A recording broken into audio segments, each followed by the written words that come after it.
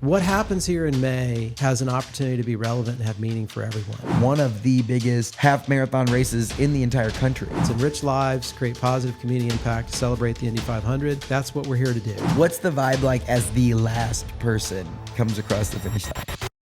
From South Bend to Evansville and everywhere in between, this is Get In, the show focused on the Hoosier state and the incredible stories happening here today. I'm Nate Spengel, founder of Get Indiana, and I will be your host for today's conversation. All right, folks, Mother's Day is around the corner, and I'm going to help you get prepared. Ditch the Amazon or Target candle and get mom something from Warm Glow Candle Company. They're based out in Centerville, Indiana, and they make some of the best candles I have ever smelled. They have made my house smell unreal. They aren't your average candle that burns out in 5 minutes. Oh no, your mom is going to get tons of use out of this, and every time she lights it, she's going to be thinking about how you are her favorite child. I love the apple cinnamon and the creamy vanilla bean, but my absolute favorite is the blueberry cobbler. It smells just like visiting my grandma's house after she spent all Saturday morning baking. If you've ever driven east down 70, you have probably seen their massive candle where the shop is, but you can also order online and they'll ship them right to your door. I know you're going to get your mom a candle for Mother's Day. Now you can do that and support an awesome Hoosier business in the process. Head to warmglow.com to check out all of their amazing scents. Now let's get back to the episode. Today I'm joined by Bob Bryant, the powerhouse behind the 500 Festival, which turns our beloved Indy 500 into a month-long celebration and a year-long celebration. As president and CEO, he's grown the festival to 30-plus events and programs, drawing over 500,000 participants and fueling Indiana's culture and economy. With a background in marketing and events, Bob keeps the festival in the fast lane, making every May unforgettable. So today we're going to be talking about a little bit of the history and where 500 Festival fits into the spectacle that is the Indy 500 in the month of May here in Indianapolis. We're going to get behind the scenes details on hosting the Mini Marathon and just how big of an impact that makes nationally and internationally. And finally, we'll round out talking about the economic impact and the future of the 500 Festival. Bob, welcome to Get In. Thank you so much. Good to be here. Man, I am excited for this one. As anyone knows, I know our repeat listeners know that we love the Indy 500 around here. Obviously, it's a staple throughout the entire state of Indiana, specifically Indianapolis, Speedway, all things Indy 500 we're about. And I've always known of the 500 Festival. I've heard it a lot, but I've never really known what exactly it is, how it got started, where it plays into the whole landscape. So could you start there? Like, where did this originate from, and why does 500 Festival exist? Yeah, absolutely. And you're not alone in that. I think a lot of people just what the 500 Festival does versus what the Indy 500 and Indianapolis Motor Speedway does, it's a part of the cultural fabric of Indiana. So I don't think we take it for granted. I think we're just all in, right? So, we're just excited for the lead up to the month of May and participating in all those things that are relevant to us. And it's unique that the 500 Festival actually started back in 1957. So a group of community leaders said, hey, this race, this Indy 500 thing is growing like crazy. We're becoming known for that, not just, within the state, but nationally and now internationally. And we want to kind of think about what would the focus on community be? Like what should we be taking advantage of as this thing is growing, right in the middle, of our community.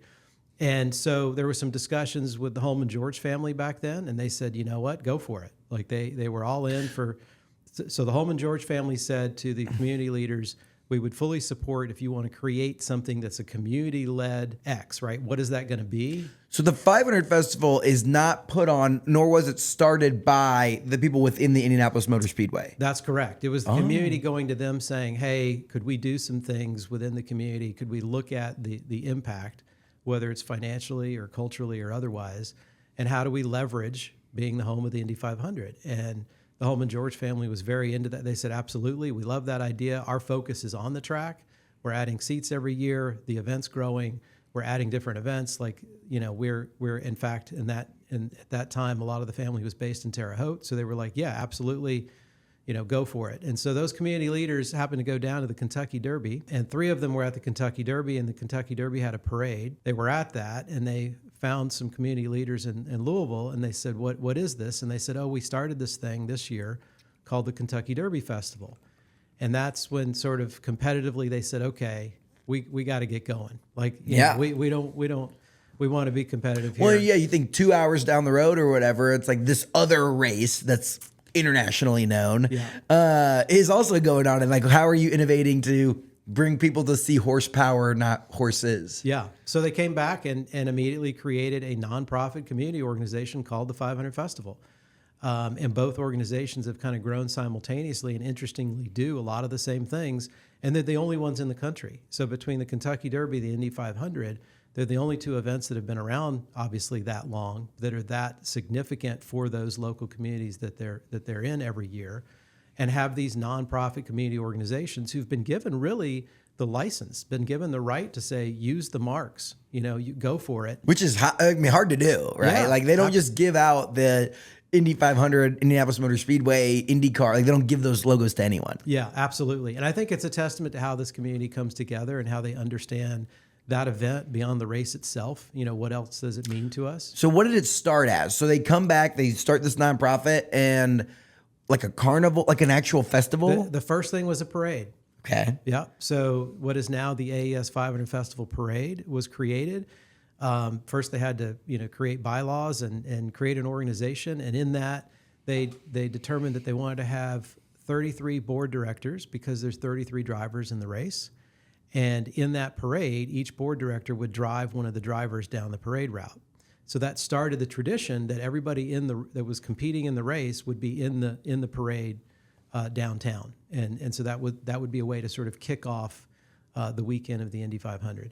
So they started with a parade, and then they had a governor's ball, which eventually became kind of off the grid or snake pit ball, or sort of a big party the night before the race. They created a mayor's breakfast, a princess program, just a variety of events. And that's over the course of how many years? Like, because I know there's you have the princess program. What's it called? Is it still called that? Yeah. 500 Festival Princess Program. Princess program. Yeah. I know. I've heard of all these events. Like that's over the course of 5 years, 10 years, 20 years? They were pretty fast. So, I mean, in terms of first the parade, the response was amazing. So like, do people just like huge turnout? Oh, that's huge so turnout. Cool. They even created some fun traditions where they wanted to make sure every year that the drivers would be in the parade, and they didn't want anybody to hold out on that. And so they even created a fund that became kind of like the prize lap fund, but they created a fund that, and the Holman George family at the time were fine with this, that basically if you weren't in the 500 Festival Parade, you would not get those funds. In fact, AJ Foyt told me the first time I met him, somebody said, "Oh, this is the festival guy," and AJ said, "Oh," he goes, "You guys took my money," and I was like, I have no idea what he was talking about, and he said, so one year he wasn't feeling good, and he did not go to the parade, and so he did not get the prize lap money, and it was probably like $300 at the time, but he remembered that he didn't get his money because he didn't go in the parade. And then he said, and then he kind of jokingly said, "I learned my lesson. I never missed a parade after that." And he said, "But you still have my money." Well, yeah, that's pretty funny. Well, and it's just like part of the spectacle, right? It's like the drivers buy into the fact that they're not bigger than the spectacle that is May in Indianapolis, right? It's like no one driver, whether AJ Foyt or Will Power or whoever it is, like they're in on doing this stuff. I think it makes it like they're always in. Oh, without a doubt. And it started with, so when Roger Penske bought IMS. When was that? It was the year of that we couldn't have the race. It was his first year. So that was what, 2019, 2020, when going into the pandemic. Yeah, November 4th, 2019. Yeah. Yeah, so his first year was pandemic year. So you can imagine how frustrating and challenging, because he'd spent so much money on the track and making things better, and he wanted to showcase it to everyone. But the bottom line is, Roger had been in the parade. He was aware of the parade, and he knew it was a part of the tradition of the race itself. And that let me know that that's not just how he felt, but all the drivers throughout the history and the current drivers and team owners, they all view it that way, that there are a few things that we do that are really just, that's a part of the traditions of the race itself. Well, and one of those traditions that came along maybe 20 years after it started was the mini marathon. So that came out in the 70s. Late 1970s. And here's the story. Jim Morris was with Bill McGowan, who was head of sort of what is now Visit Indy. They went to see Larry Bird play at Indiana State. And they went to a basketball game in Terre Haute, and on the drive back, they started talking about how do we literally connect downtown to the track with an event. And they're not runners. They're like we could do a bike race, and there's the Little Five, and they'll think we're kind of stealing something from IU, and then could we walk? Could we this? And then they said, well, what if, I think running is starting to be a thing. Maybe we could run from downtown to the track. And so this idea was born. The first year it was done, the 500 Festival at the time said, we don't want to take that on. So it was actually, they produced it on their own and created what is now, the IU Health 500 Festival Mini Marathon. So Jim Morris and who was the other guy? Bill McGowan. Yeah. On their own said, we need this. Were they board members for the 500 Festival? Or? I don't know. They have in the past they were. I don't know if they were at that particular time. He was like, this needs to exist, so we're going to do it. Yeah. Yeah. And so they got with what is now the earlier version of what is now USA Track and Field. They got together with them and they started to say, well, what's the distance? Because they ran from the circle and they actually finished at the Yard of Bricks at the track. So the race used to start at the circle and finish at the track at the same finish line the drivers cross. And so anyway, they hatched the idea. We might have been one of the first. We're certainly in a small handful of one of the first to do a half marathon.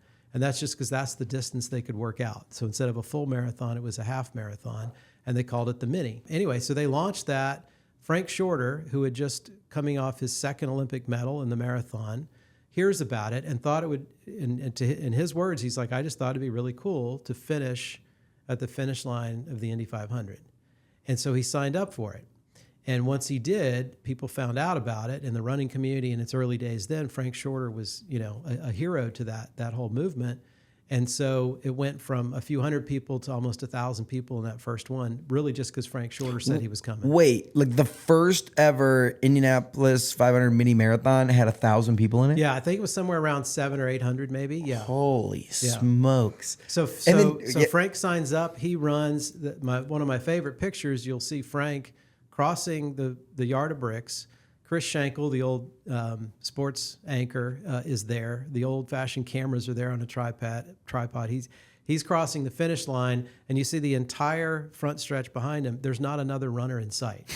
So it was like Frank finished it in like an hour and 4 minutes, which to this day could potentially win the Mini. Like that's how fast he was then, and it still, would be a really fast time now. So an hour and 4 minutes. I don't know what second place was, but my bet it was a half an hour behind him. But half an hour. So it's just him, crossing the finish line. But that really started a tradition that really the mini marathon has become, and since those days, it's been a very significant run in the running community. And a very significant part of even launching the idea of doing a half marathon versus a full. And we're going to have to find that like iconic picture. I might have one here in this book. Oh, okay.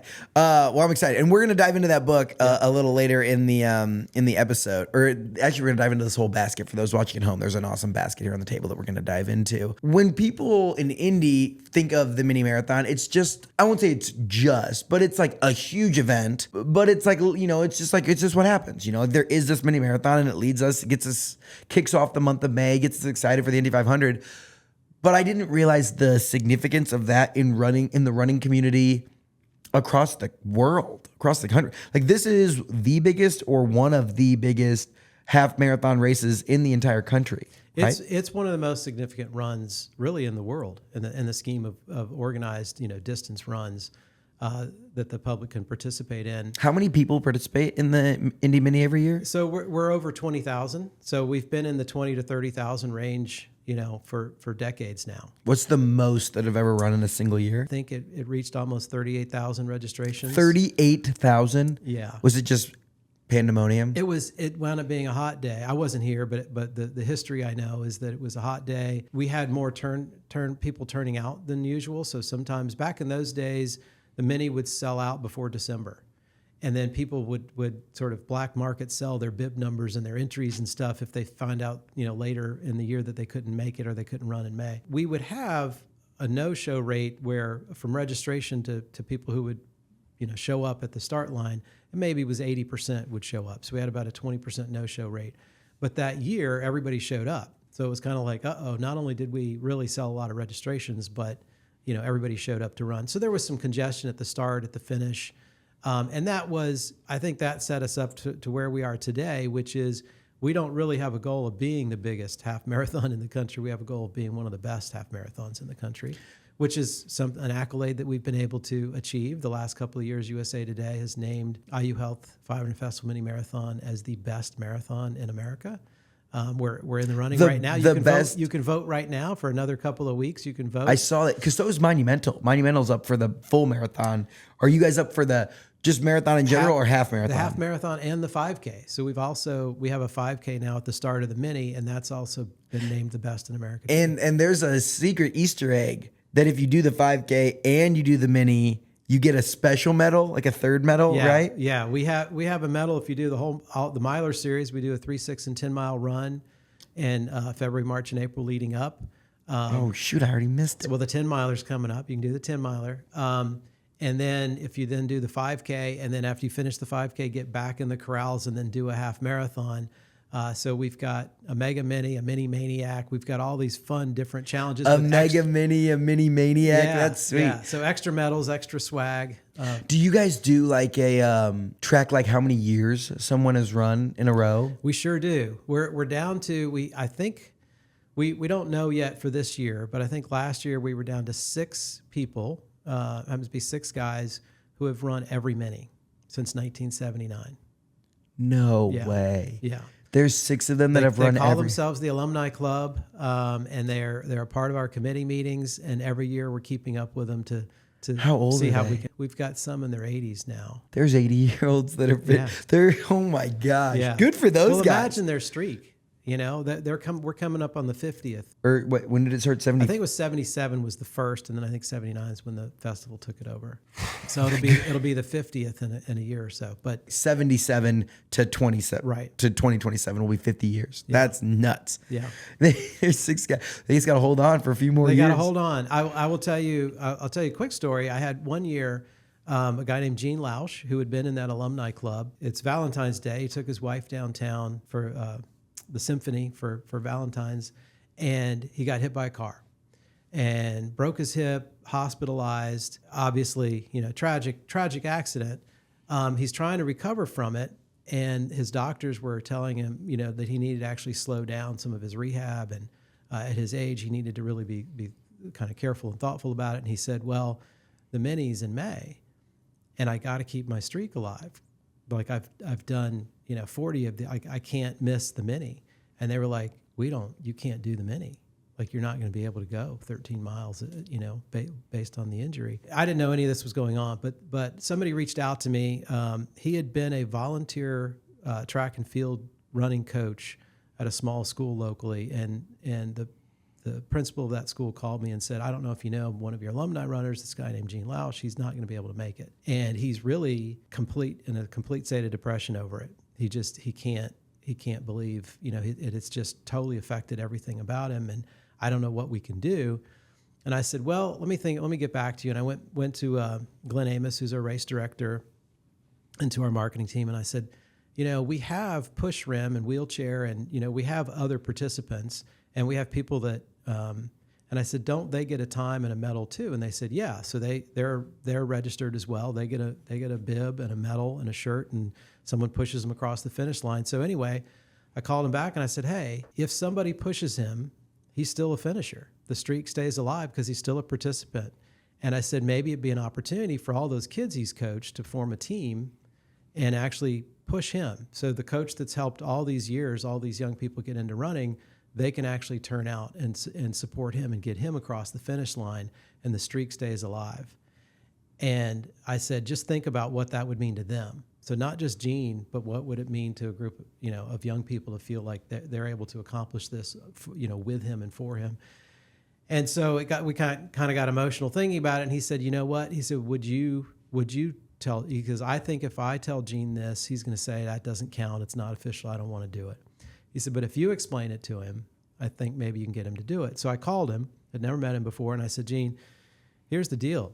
We're going to have a dozen people that are finishers that someone is pushing across the finish line that are wheelchair bound, or, I said, we've got people who create all kinds of interesting contraptions to, like, if somebody has to be in a prone state or whatever. And I said, so you would be a finisher. You're officially registered. You have a finish time. You get the medal." And I said, "But think about what it would mean to those who could help you do that.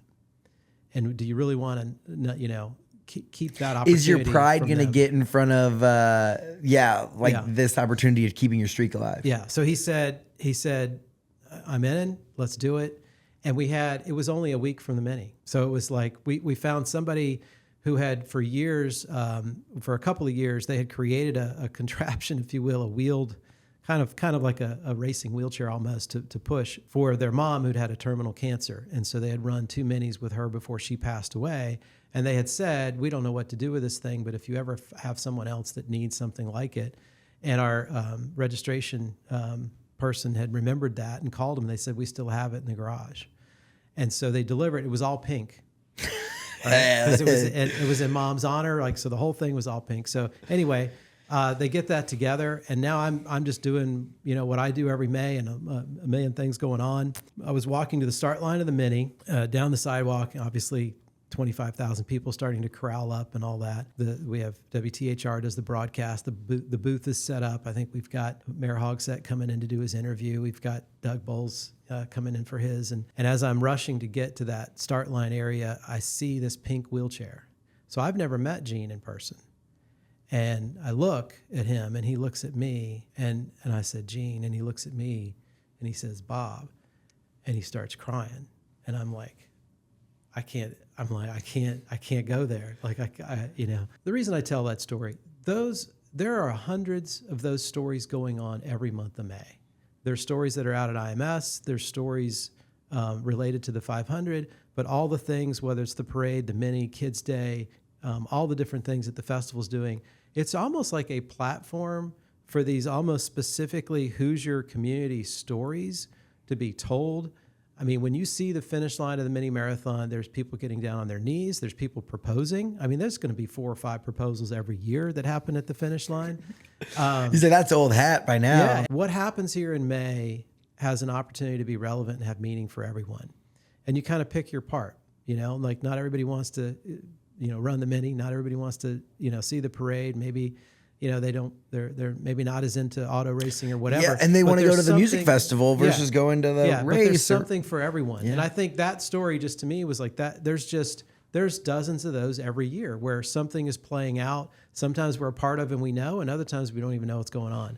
But for me to see Gene and know that he was able to continue his streak, and then to see the young people that were there to push him and trade off and like be a whole group that was going to finish together with him. I mean, when we can do that, that really describes what we feel is our mission within the festival. It's very broad. It's enrich lives, create positive community impact, celebrate the Indy 500, or in some cases leverage the value of the Indy 500 for those enrichment and improvement goals. That's how we feel like that's what we're here to do, is to create those opportunities. And you talk about like a lot of people want to run a mini marathon, want to run, and it's not called a mini marathon, it's called a half marathon. But because the Mini's brand is so strong in Indiana, people say, oh, you're running a mini marathon. If you went to a running community in Oregon and you said, oh, I'm running a mini marathon, I'm sure they would look at you and be like, what the heck is this guy talking about? They're called half marathons. Yeah. So but because your guys' brand is so strong, like that's what we call it around here. And I would say it's like the perfect amount of time for like a New Year's resolution. 4 months, it's like the first weekend in May usually, right? Mm-hmm. You have 4 months to train and get yourself ready. And it's a lot of people hit their New Year's resolution in May at the mini marathon, which is awesome.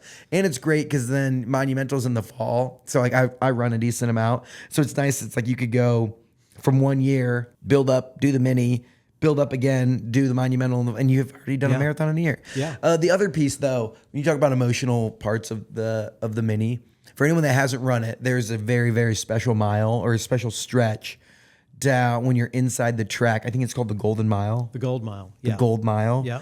Every year, without fail, I've ran the mini 5 times, 4 times, something like that.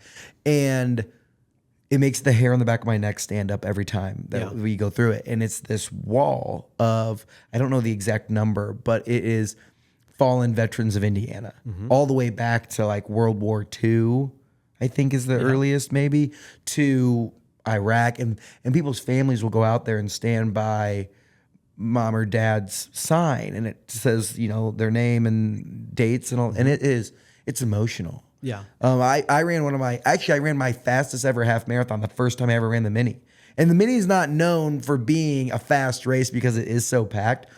But like throughout it, I just kept getting these glimpses of like, I have to keep pushing. You know, maybe at mile like 5, one of the wheelchair athletes had fallen back and was there pushing.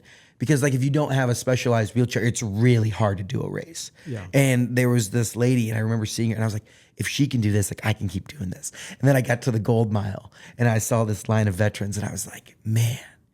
Like I'm out here running a race, and like those Hoosiers have like paid the ultimate sacrifice. Like, and it was emotional. Yeah. And then you go through that mile, and I came out, and I remember it was like mile like 8 or 9, and I'm like dying. I'm like, oh, this is my first time ever running a half marathon. This stinks. And I saw a guy out in front of me running on a prosthetic leg, and he had like a veteran's shirt on, and I was like, man. If that guy can do this, like he's already like, oh my gosh, I have to keep going. Like I can't stop. And it was just a crazy emotional experience, like the wildest first race ever. And I say to everyone, like you need to run the mini every year. Like it is a piece of not even running culture, just Hoosier culture. And you need to experience the gold mile. And you need to like look at those names and see those families, and whether it's little kids or it is a very, very impactful stretch of that race. Yeah. So yeah, definitely it's not a one-time bucket list, it's an annual bucket list, right? So if you can do it every year, that's great. The Miler series helps in your training process if you need that help. So the Gold Mile came out of we also produce what is now called the American Legion 500 Festival Memorial Service. Everything's got something. Everything's got some sort of sponsor. The AES, that, and the other thing. And yeah, speaking of sponsorship, we are a nonprofit, so we raise all of the funds for all of the events that we're producing and all the programs we're producing every year. We also have a 500 Festival Foundation that's alongside of us. We're both, the festival. Wait, there's a 500 Festival Foundation? There's a foundation that helps to support specific elements of what the festival is doing. They're both nonprofits. So the 500 festivals. I mean, it takes a lot of people to put on all the things. Yeah. Whereas besides putting on events, like paying the staff to make this organization run, where's like the fundraising money going towards? Obviously you've got staff. Yeah. You have 3,000 volunteers. You have the costs of security, of setup, tear down, of start finish lines, of bleachers for the parades, of just the myriad. And like a lot of things that people don't think about, like those bleachers don't just like get down there on the streets of Indianapolis like a day or two early. Yeah. Like that costs money. Yeah. For what we do, it's going to cost over $6 million every year to produce the events and programs that we produce. There's a whole nother side of what we do on the programming side, where we have an education program that's been around for a very long time. We just hit a milestone of 500,000 fourth graders have gone through the 500 Festival Education Program. So that's a fourth grade curriculum that we produce and provide to schools. And then we do mobile trips where we actually go out to those schools around the state. And then we produce 10 to 12 days of study trips at the track itself in April and May. This episode is brought to you by our friends at Roots Realty Co., the absolute best real estate team here in Central Indiana. Listen, if you're looking to buy, sell, or invest in real estate, you need people who actually care about our Indiana community. That's Tyler and Max over at Roots Realty. These guys aren't just slinging houses, they're building communities, helping people find homes that actually fit their lives and making the whole process way less stressful. They're not some big corporate machine. They're real people who know Indiana inside and out. Whether you're a first-time buyer, an investor looking for your next deal, or just trying to get top dollar for your home, these guys have the expertise and the hustle to make it happen. They're out here doing great work, not just in Indianapolis, but all across Central Indiana and beyond. So if you're in the market, or even if you're thinking about it, hit up Tyler and Max at Roots Realty Co. and they'll take good care of you.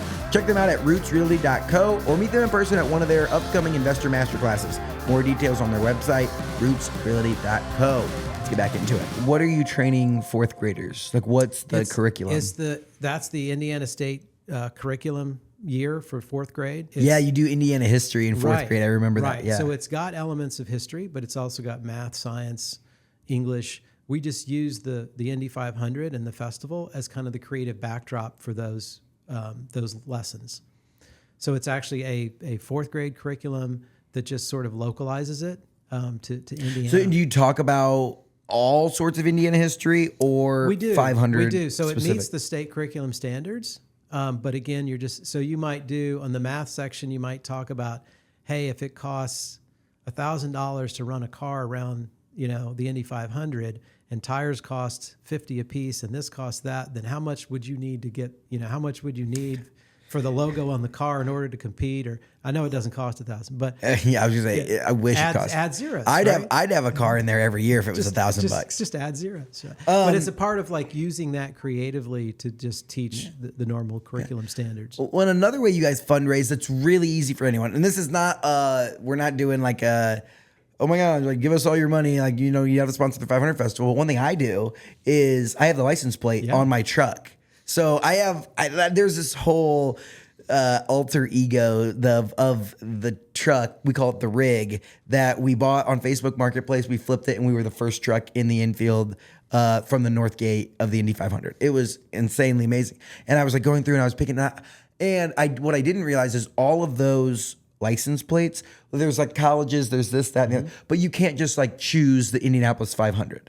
Like I don't think there is just an Indy 5 or an Indianapolis Motor Speedway license plate. Correct. If you're into that, it's the 500 Festival or the Indianapolis Motor Speedway Museum. Yes, the museum. So it's because you have to be a 501c3 or some type of charitable organization. Yeah. And I was in there picking, and I was like, "Do I like them?" I'm like, "I like nothing wrong with the museum. The museum's a great place. They just did a huge renovation. They're opening up. It's gonna be like it's gonna be a staple of Indiana culture very soon." Yeah. I wasn't on the museum side. I was like, I run the Mini. And I know a little bit about the 500, and like the logo is kind of, no offense to the museum, a little bit cooler. So I picked the 500 Festival license plate, and I mean, I'm assuming a portion of that goes back to you guys. Absolutely, yeah. It's I think it's $35 every time you register. So when you get the plate, but annual subscription. Yeah, there we go. Yeah, so it was. It's the only license plate that has a race car on it. So there's some people that have an affinity either for the Indy 500, for the festival, or even just for racing in general. And I think it's a very cool looking plate. That's a fundraiser for us, certainly, just like it is for those alumni organizations in the museum and others. But it's fun to show your sort of pride in the month of May and in what goes on. I'm going to get back just real quick to the memorial service. So the memorial service that we produce is one of the most revered, most significant memorial services in the country. We will work with the Indiana National Guard, and we will have typically a ranking 4-star general who is a part of the cabinet, the president's cabinet. So it's usually one of the most senior military officials in the country that comes in to be the guest speaker for that. It's a full sort of military protocol memorial service. But prior to that, we do a Gold Star ceremony. So we're sort of the official ceremony for the state's Gold Star service. So if someone's been lost in active duty that is a Hoosier, we work with the governor's office where the governor is presenting that Gold Star and that flag to that family prior to our memorial service. So we have a private Gold Star ceremony before the public memorial service. It was out of that relationship with Survivor Outreach and Gold Star families that we said, what else can we do to come alongside you? And they said, well, actually, there's a couple of things. One is the parade. And so we created opportunities for those families to participate in the parade. And then the other one was on the mini marathon. And that they really were the catalyst for us to create that gold mile on the track. The first year we did it, we actually have a booth for Gold Star families that's at the expo before the mini for packet pickup and all that. And you come to the expo and there's a booth. And the first year they did it, we had bibs that were pre-printed with the names of fallen heroes. So you could, in addition to your bib, you could actually run for a Hoosier hero. There were parents basically working that booth. Oh, and as people came up, I think it was 3,000 bibs just went like in the first day of the expo. So we didn't have any more pre-printed bibs. And there was one of the dads who'd lost a son 2 years prior, actually pulled up on his phone and researched Hoosier heroes all the way back to like the Civil War. And he had Sharpies and he was writing names and telling people who they'd be running for. And so we just continue to increase that program and allow them presence as well out at the track itself. And again, it became this moving moment, but it was really just back to us leaning into that enrich lives, positive community impact part of our mission and say, how deep can we do that or how wide can we do that? And it created now what is, I think, very unique to what was already a unique half marathon, globally, to partner with them and provide them another opportunity to celebrate a fallen hero. No one prepped me for that when I was out there. I got to and then you get inside the speedway and you're like, oh, this is so sick. There's and then you have some cheerleading teams in there and all this stuff. And then you get to the gold mile and it's like, man, this is real. And it's like the opposite side of where the bricks are, right? So it's like you kind of go through this The backstretch, yeah. You go through this moment of, for me, it was like self-reflection and a gratitude of, again, these fallen Hoosier heroes. And I was like, I got to like turn 3 and I'm like, man, I'm really lucky. I'm really blessed. And it's like in a month, I'm going to be over in here in turn 3, drinking beer and hanging out with my buddies because of the sacrifice that all these men and women have made. It was very moving. And then you kind of like sober up a little bit as you come through, get through turn 4, you're running on the track and then you get to the bricks and it's like, oh, it's fun again. And it's like, but having that moment of, let's say, it's a half mile or whatever that stretch is. It's really good. Like you feel a lot of emotion throughout the 500, which I'm just very, very grateful for. Yeah. Distance runs are emotional, they are, whether you're walking or running, it's like, it's emotional for you and it's a personal thing. It's not, we don't have 20,000 people trying to win the mini. We have 20,000 people trying to finish, right? Trying to and challenge themselves. And so when you add, the 50 plus forms of entertainment along the route, and then you add the gold mile, and then you got to, get to kiss the bricks, and your emotions are just going through a ton. And then you hit that finish line, and that's why it's such a kind of an overwhelming experience, but one that's very localized to us too. What's been the newest? So I know that at first, and I kind of prefaced this in the intro, it's just like a festival hyping up the month of May. Mm-hmm. But over the years, it's expanded to 12 months of programming, right? Like, what are the other things and initiatives you guys have going on? Like you talked about the 610. The Myler series. The Myler series, as well as the educational portion of it. Yeah. What other stuff do you guys have going on? We've always been about trying to leverage the value of the Indy 500. Like what else can we do? So, and I could go on about the Breakfast at the Brickyard, where we've got mayors from we have 80 mayors from all over the state of Indiana that convene for a program that we produce on qualifying day. And we've talked about, we've had over 1 million Hoosiers have run the mini at least once. Those shared experiences, right? But I think the other thing we did is say we've always been based on how to leverage the value of the Indy 500. But now, going into our 68th year as a festival, we also have things to leverage that we've created, like the Mini Marathon. So it was like, okay, how do we take seriously even those things, and what are some extensions for those? So I think one of our biggest growth has been in our youth health and fitness arena. So we have a Kids Day on the Circle that we've had for many years. That's a free event, but we've added more programming that's specific to health and fitness.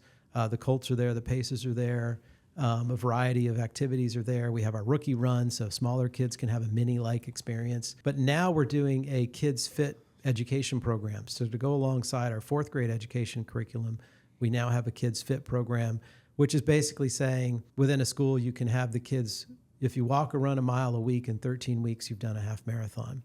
So now we'll have several thousand of those kids will come to the 5K and do their final 3.1 miles in the 5K to complete their Kids Fit program. That's awesome. So yeah, it's I think that opportunity to leverage the things that we do for, again, things that are positively impacting our community, that's really where the growth has been. So I think you'll continue to see a lot more on youth health and fitness. Our 500 Festival Foundation did its first ever, true fundraising campaign, raised over $3 million that we concluded last year.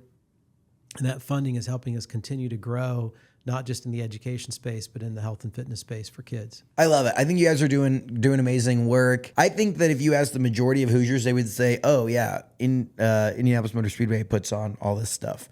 But knowing that it's a separate organization and the hard work that you guys put into that, I found a newfound gratitude for you guys and the work that you're doing, and it's impactful. Like I know I'm kind of hammering it home, but I've had a really good experience running the mini. I've had a really fun experience at the parade and all the different things in regards to the work that you guys are doing. So I appreciate it. Yeah, it's actually okay that there's just a mashup of festival versus Indy 500 versus IMS versus IndyCar, because that really was the goal all along, right? Is that the value is in the Indy 500. So how do we extend that? There are times, obviously, if we're raising sponsorships or the Mini is the largest fundraiser we have. So most all of our events are not designed to actually, make additional revenue. They're all, and most of them are free and open to the public. So the Mini Marathon has become the single largest fundraiser for all those other things that we're doing. But I think when you see how we mesh together with the Indy 500 itself and how we overlap, it's like they deserve all the credit anyway, right? To give that license, to give that opportunity for a board of directors and now staff and a community organization to be created and then to continue to exist and grow and have new ideas. And they really don't shoot down, new ideas and things that we want to do that. So we get to kind of autonomously go out there and think about, where can we have impact on the community? And they recognize, obviously, there's a value to that back to them. But I think it's the entire community recognizes it. So, Tony Kanaan has run multiple mini marathons and helped us promote it. Connor Daly's participated in a ton of things that we do. Doug and Beth Bowles are going to run the mini every year. We usually give them the special bib number of 500. Yeah. So that's pretty cool. And Doug's whole family has a history of running. I think it was maybe it was a nephew that won the 5K a couple of years ago. Not just the parade, but I think there's a lot of moments where the drivers now also have memories of what it means to be engaged. And as we have more that live in this community as well, I think that's when it's best. I think that is when it's a part of what I say that sort of Hoosier cultural fabric is what happens in May. And it doesn't always matter who's doing what or how it's being accomplished. But it's pretty remarkable when we've got a board of 33, a full-time staff of about 20, 12 full-time paid interns every year, almost 3,000 volunteers. The support of this city is remarkable. The way IMPD and Department of Public Works and IFD and Indiana National Guard, and so many organizations that now have a history of working together through things like what the festival has produced. It is about as rare as you can imagine. I'm been on a board of the International Festival and Events Association. I have some really good friends and peers at the Rose Bowl and Tournament of Roses, DC Cherry Blossom Festival, Portland Rose Festival, Memphis in May. You name it. And they're all pretty envious of what we've got going on here because they do great events, but they don't have that multitude of connection and fabric in the community that allows us to exist without everybody knowing exactly who is the 500 Festival and who's doing which event and how does it happen. It's just something that we all come together for. Well, yeah, I think that's a great way to spread the love to the entire community of all the stakeholders that come in there. Throughout your time and your work, you've actually been awarded for some of the work that you're doing specifically. If I'm not mistaken, we looked it up and you've received the Sagamore of the Wabash Award. I did. Yeah. That was pretty crazy. Was that for the work done within 500 Festival? And what you're doing? When did you get the Sagamore of the Wabash Award? That was when Mike Pence was still governor at the time. And it was early. So it was early in me being here. And I will say I am originally a Tar Heel. I'm kind of a Tar Hoosier now. I think it's okay to be a Hoosier, but also to keep, your roots. Your roots. You grew up in North Carolina. Although maybe not coming into tournament time. Especially not this year. Well, and especially somehow Carolina made it in. Are you a maybe UNC fan? Should have. So Are you a UNC fan? That's where I went. That's where I went to school. So I'm old enough that my first year at Carolina was Michael Jordan's last year. So that's pretty cool. Yeah, that's either shows how old I am or how old he is. Yeah, it's him. Yeah. But so you came in and Mike Pence awarded you with the Sagamore of the Wabash Award. But it really was a festival award. I was accepted immediately as the festival guy. It was crazy. You're the festival person, the festival leadership, and everybody loves the festival. And so I think I have never taken for granted that for me to be so accepted and so welcomed so quickly. Now, I'm sure I could have messed that up, right? But I didn't have to earn it. It was almost already there. It was just, if the board selected you, we trust in their judgment. And did you move in from I was from Atlanta. Atlanta to Indianapolis in 2013, yeah, to take this over. Yeah. So you had no experience with Indiana before that? Not much. Wow. I had some years at Cartoon Network where we had a partnership with a NASCAR team. So I'd been to the Brickyard 400, but I hadn't been to an Indy 500 even. So how they allowed me in, and I had a background in experiences that I think that the selection committee at that time felt would be really relevant to how they could grow the value of what this is. It's almost like they thought, hey, maybe there's some value to bringing somebody with an outside point of view and a different set of eyes and some different experiences that they can apply to this. But yeah, so the Sagamore, the Wabash, that's a festival award. I was just the person to receive it. Or the name You're very modest. You're very humble, well, man. I was only maybe 2 years in, and it was, and for those who don't know, it was quite a moment for me to realize, like, that's how all in this community is, and that's how supportive it really has been for me and my family. I've got 4 kids who now they all consider themselves Hoosiers because they've grown up here. It's been truly remarkable. And for those that don't know, and I don't know if I'm going to put you on the spot, but could you give a little definition of what the Sagamore of the Wabash is? From a Native American tradition of saying you're a part of sort of the elders and the leadership and the advice and counsel that I would turn to. So the governor that had created that said, these are people that I feel are sort of the wise counsel for me regarding the state of Indiana. So that was kind of its origin. That's why it's called the Sagamore, the Wabash. It was the Wabash Native American tribe that had that sort of concept of having anointed advisors to the leadership. This term Sagamore was used by the American Indian tribes of the northeastern United States to describe a great man among the tribe to whom a true chief would look for wisdom and advice. And it was created during the term of Governor Ralph Gates, who served from 1945 to 1949. And it was in response, there was like, Kentucky was about to present some stuff. And they're like, oh, we need to have our thing. And then they based it off of that. That's awesome.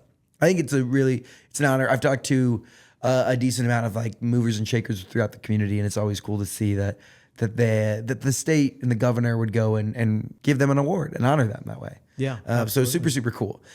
We've come towards the end of the show where we have some fun segments here. So the first one is our Younger Years segment. This question is brought to you by our friends at Orr Fellowship. They're a great organization here in Indiana helping develop young business leaders across the state. So Bob, what advice would you give to your 22-year-old self? Listen.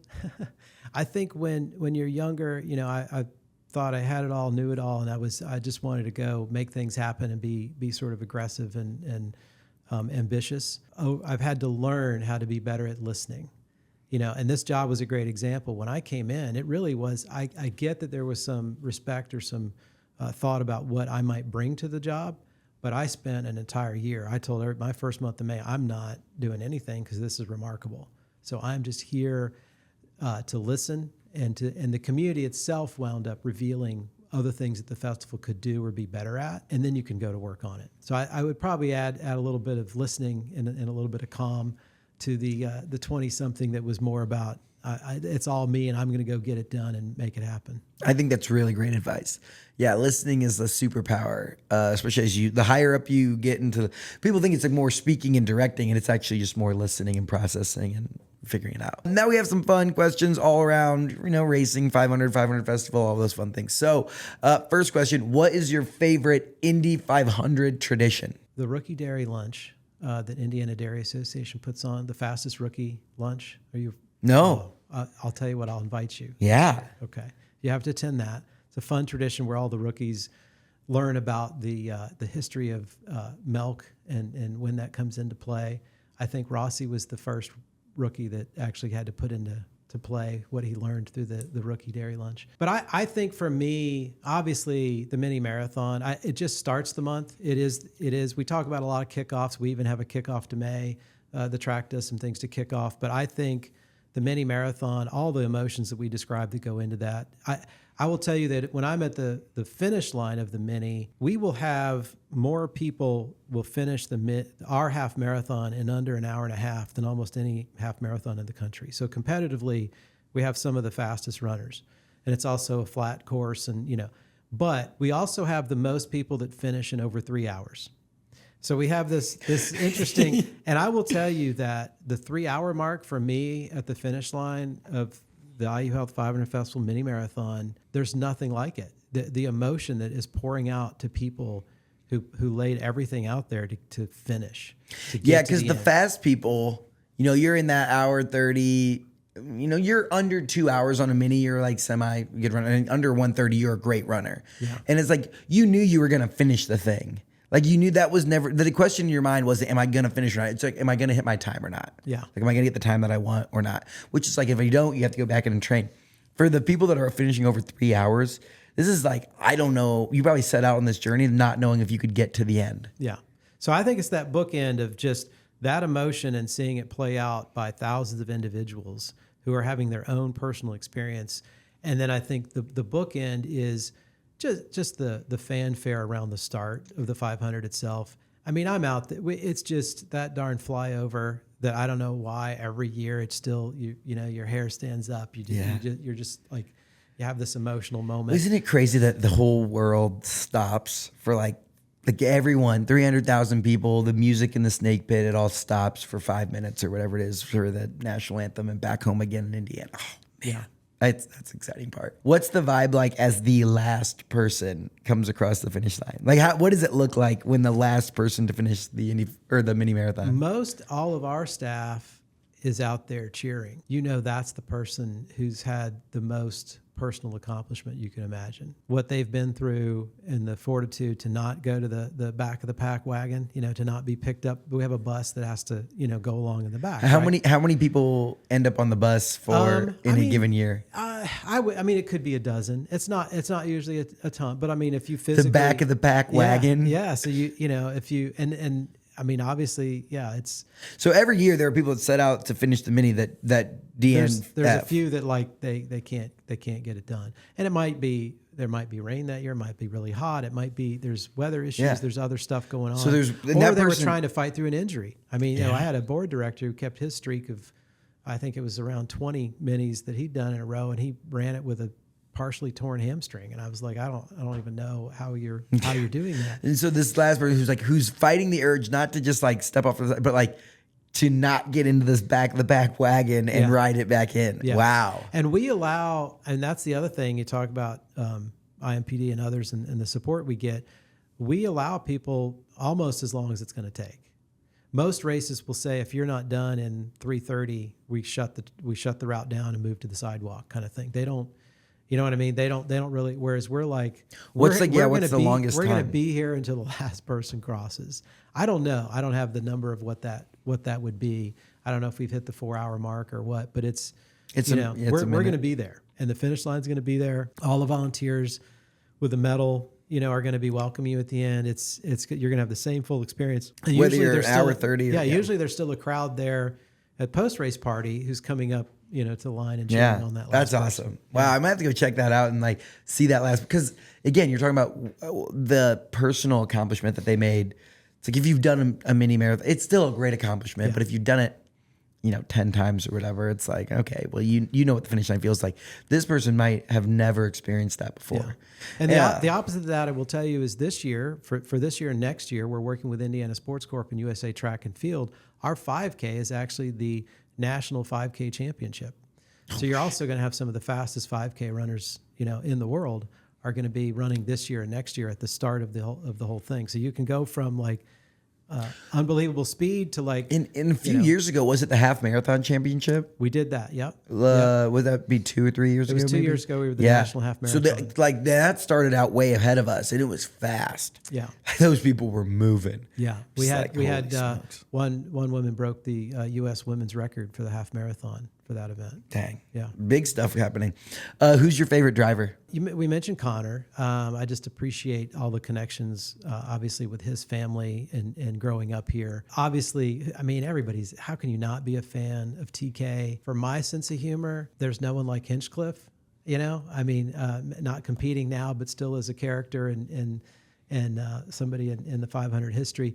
He actually, the 100th running year, he did a video series called The Quest for the Crown. You'll have to look this up.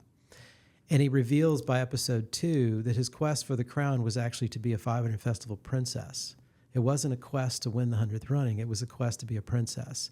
And so he did that really fun episode where he walked through realizing why he didn't qualify. Because of how remarkable and because it's about academic achievement, civic engagement, community service, and what does it take? I was going to say, how many young women apply or get nominated for? We're going to have always over a couple of hundred applications. We actually do in a one-day round robin style, again with more volunteers coming in. We will interview all of them in one day. So they actually get an in-person interview. They hit 3 different rooms with different panels of local leadership. We narrow that down to 66, and then we do a final round of interviews to get to the 33 young women that are going to be doing hundreds of outreaches, thousands of hours of community service and outreach all over the state of Indiana. Heck yeah. Who, and there's not like one specific, is there like one specific winner, or is it just you have a group of girls? We do something called the Queen Scholar. So it's not a pageant. It hasn't been since the 50s really in sort of the pageant mode that might have been where it started. So each princess gets a scholarship, and then the Queen Scholar gets an additional scholarship. And that's really so that they get a couple of added bonuses. So that's going to be the Queen Scholar is going to be who's in the victory circle for the winner's moment. There was one year where I think it was Natalie Murdoch, I think was the Queen Scholar that year. But one of them, who was the driver? Was it Will Power? Whoever won, they did the milk in reverse order. And so when they went to do the milk, the princess was coming in for the kiss on the cheek in the photo, and he doused her with the entire milk bottle. And that that was a huge viral moment because it literally just covered her from her head and her crown all the way down her face.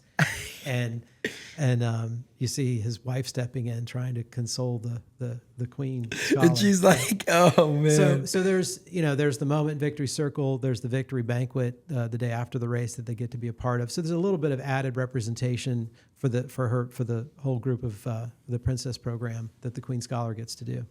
Accidental milk bath. Yeah. Oh, that's hilarious. Yeah, she's covered.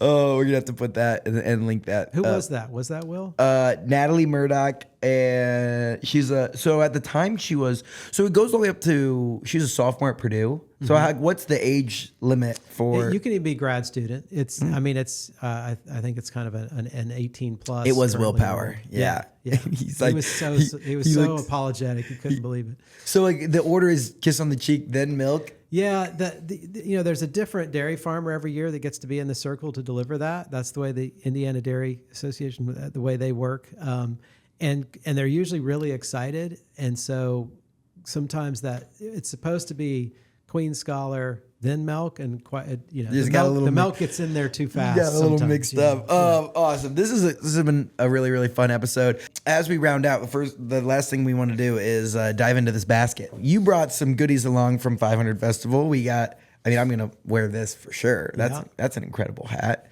And people, whoever put this together, I don't know if it's you or not, but they know that I like hats. So that's a good move. We had a t-shirt, some stickers, keychain, Run Indy, bottle opener as well, notebook, all that fun stuff. What I'm most intrigued by, not that this is all great, but the fastest crowd in town, Indianapolis 500 Festival history. Tell me about this book. I would bet we're down to just a few dozen of those left. The 50th anniversary of the 500 Festival, they commissioned someone to do a book about the history of the festival. 50th? The 50th anniversary of the 500 Festival. Oh, that would have been 2007? Yeah. 1957 to 2007? Yeah. They commissioned they raised funds and commissioned someone to do a book on kind of the history of the festival. Awesome anecdotes and moments. You can see who past grand marshals 1999 was when this is copyrighted. So maybe. So that's a fun book that it's not available for sale. It's not, we haven't published any since then, but we have some in our archives. And so I thought you'd appreciate seeing some of the fun history of those early parades and early princess programs and mayor's breakfasts, and it even lists like when did the education program start, things like that. Who was on the board, who was the grand marshal of the parade. It's just a fun walk through. There is a picture in there, I think, of Frank winning the Mini. Oh my gosh, I'm gonna devour this thing. Yeah, this is incredible. Was I right there? What was the first year of the 500 Festival? The festival was 57. 57? Yeah. Wow. I'm really excited to dive into this. And the not for sale. This is a piece of Indiana history right here. Absolutely. And the knowledge that I will gain on the other side of it is going to be fun. So next time you see me out in public, quiz me. I'm like looking through what the chapters are. I'm very, very impressed. Let's see. In the beginning, the directors, committees, and volunteers, the parade, the ball, the breakfast, and the memorial service, the queen and her court, the try anything attitude, celebrities, the pace cars, the mini marathon, the kid factor, the festival today and tomorrow in an era of change. That's awesome. Thank you so much. That's a very thoughtful gift. Thanks for having us on. Yeah. We really appreciate it. I appreciate it. Well, this is the fun part of the show where we round out and we ask every guest the same 3 questions, all about the state of Indiana. First question, what's something the world needs to know about Indiana? The 500 Festival. The month of May. If you're not from here, you're not really understanding it. It's the collection of what's going on. Come feel the energy. Everybody. It's just, the month of May. That is, it's not a secret to any of us, but if you're not from here, it's not a spring thing. It's just a combination of a rite of passage and an annual moment. I mean, maybe second only to Christmas. I don't really know what else that a community could come around and feel like, I can't wait for May. I'm doing stuff in May. I'm seeing people in May. Like this is when we come together. May in Indianapolis just has a specific energy and vibe to it. Like even if you just drive through the town of Speedway, like May 12th, it's like getting ready for it. You can like feel the energy just like, I don't know, radiating. Next question. What is a hidden gem in Indiana? Bongi's Tavern. Great answer. There's several out there. Raising a family here, as we've had our moments to be able to get out of Indy and uncover some things.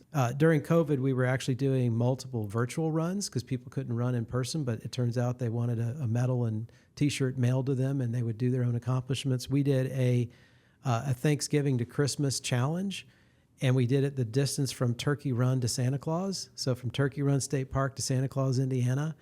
And we had the kind of the route of the map, so you could run from Turkey to Santa virtually. Run from Turkey to Santa. That's so good. Who thought of that idea? I don't know. Whoever, they need a raise. I won't take credit for it because there's a lot of times I think I thought of something and someone reminds me, no, actually that wasn't. How far is that? People will remind me, no, that wasn't you. Actually, that came out of a team meeting we had, or because sometimes I embrace ideas and forget they weren't even mine. I don't remember if it was our race director, if it was our registration, marketing. We've got a great team, and we're always coming up with ideas. And that is such a good idea. I'll say it's a 500 Festival team idea. 143 miles. So you run 143 miles between November and... Yeah. Or, and we usually in virtual ride a bike. You can, however you want to track your miles. It can walk, run, bike, canoe, paddle, wheel, whatever it is that you want to do to track some sort of fitness. Yeah. I love it. Final question for you. You get to share the love with someone.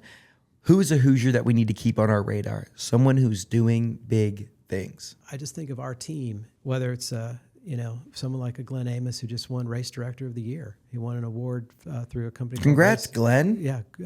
Company called Race Roster. Lindsay Labus, our head of marketing, and the work that she's doing. I look at Sarah Adams and Laura Bliss, who are 2 of our other senior operations folks. We've got a lot of young people. We've had people that started with us as interns that are now, at the VP level, producing these large scale events and programs. I think our I'm just going to have to put up, it maybe sounds self-serving, but our festival team has some really unknowns because we do, as you said, not everybody even knows, is it the Indy 500, is it the 500 Festival, but also the events we produce, we're always behind the scenes. We're not really, we're trying to have a grand marshal or a platform for a fallen Hoosier hero, or we don't put ourselves out there. And I think that you could look at that as like, it's in Indiana University, IU Health, Mini Marathon, all these things, but it's like, yes, they are a sponsor, but it's also like they get to be in the limelight. Like other people get to give the speeches or hand out the awards or do all the things, and it's not you out there like your dog and pony show that you're the guy.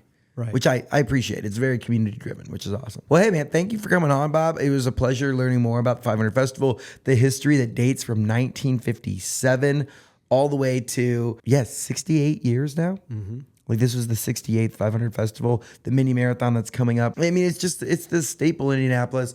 I think that if there are any listeners out there that maybe live around the state, that you haven't come down for the parade, run the mini, or obviously been to the race, like it is a true spectacle. Everything that goes in, that's involved in Indianapolis in the month of May. So appreciate you and all the hard work you're doing, and we'll see you out at the mini marathon. Can't wait for it. Appreciate it. Thanks, Nate. Thank you for listening to this episode of Get In. If you like what you heard, make sure you leave us a review wherever you listen to podcasts. This show is made possible by our friends up at Sweetwater. Whether you're looking to start a podcast or take your content to the next level, click the link in the description to see all of my gear recommendations at sweetwater.com. If you want a behind-the-scenes look at everything we're doing across the state, make sure you follow me on Instagram and TikTok at Nate Spangle. Thank you so much for listening and being part of what makes the Hoosier State great. We'll see you next time here on Get In.